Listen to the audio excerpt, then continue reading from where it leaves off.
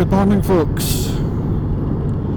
You join me on Easter Sunday morning. What's it, 9:30? It's going to be a beautiful day. Look at it already. Lovely. A balmy 12 degrees. It's myself and Paul out today, and we're heading off up to Glen Shee. So it should be a good day. There's an unfortunately a stretch of motorway which you won't get to see, but just to burn up the miles to get up towards Perth. But it's a day of testing today, so I've got a slightly different sound rig. So I normally record directly from the Osmo into the microphone, and I've decided to try something different. I have a sound recorder, a Zoom H1N, and I've used that for various things, mostly to try and get the sound of a bike in the past, but I thought I'd try it with this setup and see if it's any better.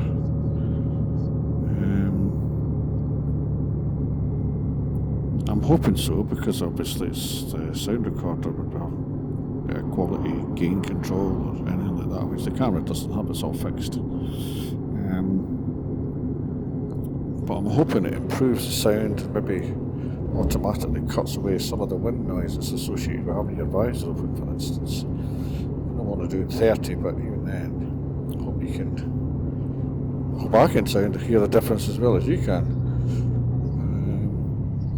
But in addition to that, I have a Zoom H2N in the rear route pouch of my Ogio flight vest. You can configure where that collects the sound from. It's a 360 thing, or just in an arc at the front or at the sides. So I've got it sat in there, so it's sort of pointing out the way from my right kidney out towards the side box on the bike. So I'm hoping that that's somewhat protected from the wind, and having that focused beam of sound collection may pick up the bike to complement the sound coming through here, because I'd imagine the sound of the bike, if this works, will be less coming through this method of recording. So I have used the H2N before. Used it on the run to Crail in the first dual vlog with Susan, and I don't know if people will notice that being there, but it adds another layer of sound, which is actually quite nice. But what I intend to do is, once we get north of Perth, I'll make sections of the video in post-production with and without that layer of sound on it, and hopefully you guys can give me some feedback as well as more assessment of it as to whether it adds anything, takes away anything, whatever. And that would be really helpful. But there's yet more testing. So another element of the testing getting done today is with the Honda SatNav. Because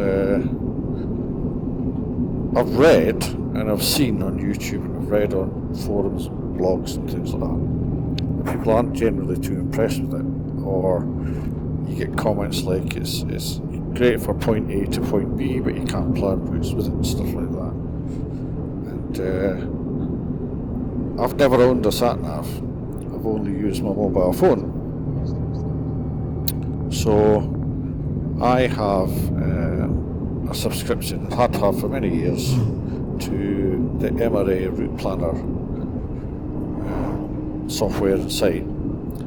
So I plan all my routes in that, and then I use their associated MRA navigation app which has got its flaws, but it's been upgraded gradually, and I've used that quite successfully. So what I thought I'd try was take some of that advice that I've seen on the interweb, which said when you import files into it, it seems to waypoints seem to be miles off or missing or all sorts of strange things. So what I did was I took advice of some of them that said to use an app called GPS Babel and run your files through that, which cleans out a lot of superfluous information.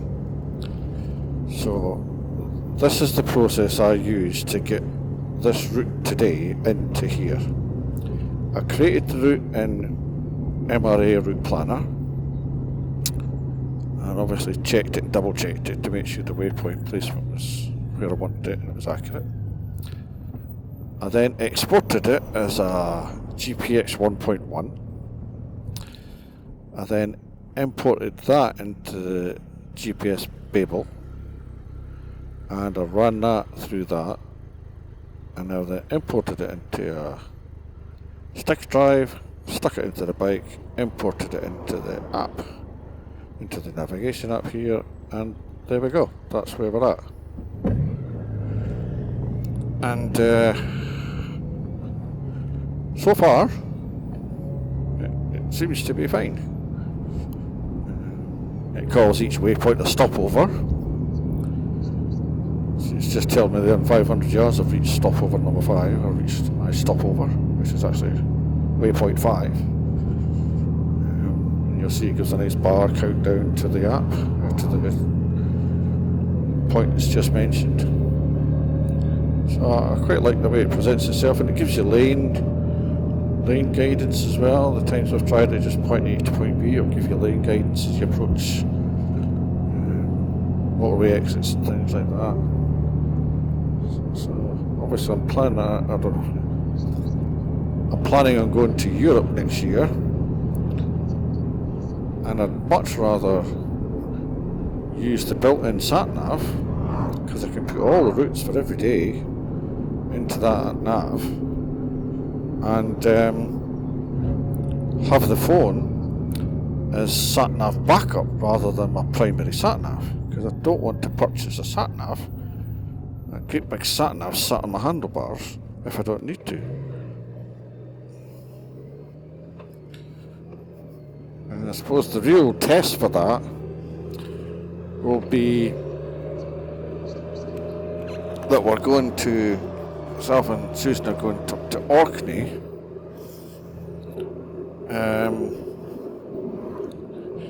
in June, and it's a trip which we're doing over several days. We're going up past the NC 500 basically, and we'll be going to all the way up to Orkney, and then of course we'll have a day or two in Orkney, and then we'll come back. So we'll plan routes for all of those. I already have, but I might tweak them in a way that hopefully gets them into here, and they will work effectively. So this is the testing phase of that kind of process to make sure I've got it right.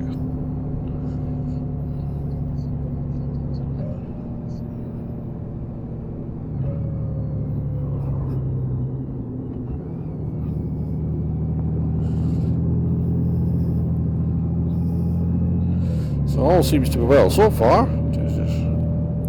The next one is road point 8, which is at 0.8 of a mile, where I'll be turning right onto the 702, and it tells me that the next one down below is road point 9, which is another 1.4 miles. So it all seems good. I quite like the way it's laid out. It's dead easy to read.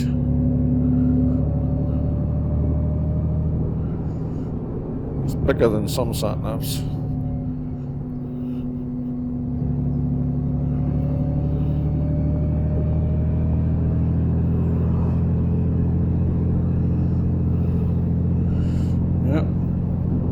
paid money.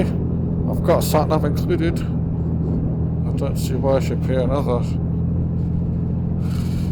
£300 plus for a SatNav. I then have to keep charged, powered up, and God knows whatever. When this one's built in.